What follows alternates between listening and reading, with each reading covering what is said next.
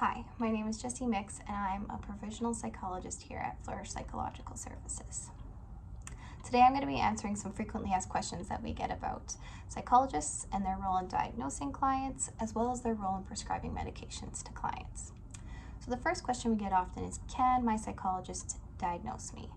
And this essentially boils down to their experience, training, credentials, and certifications. So just like there's different types of doctors and lawyers out there, there's also different types of psychologists who specialize in different domains of psychology.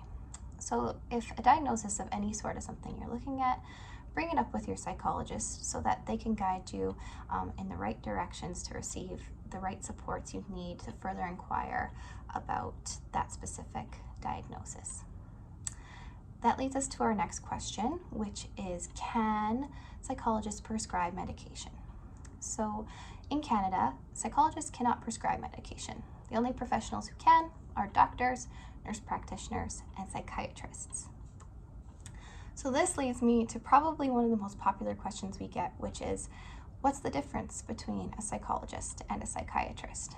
So a psychiatrist is essentially a doctor in mental health. They have attended med school, they have 7 years of experience on top of that in mental health training, which gives them the credentials and the experience and the training that they need to essentially be a therapist who can also prescribe medication. A psychologist studies the brain, how it functions, and how this manifests in the body, and as such we try non-medication routes first and find that several mental health conditions respond really well to these types of therapies. So that can be behavioral therapies or cognitive therapies.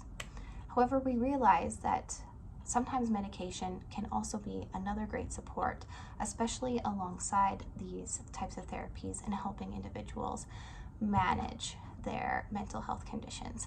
And some mental health conditions out there need medication first and foremost. So if medication is something you're interested in, just like getting a diagnosis, it's great to bring it up with your psychologist or your mental health provider or your just general healthcare provider so that they can guide you in the right directions to making sure that you can access medication safely.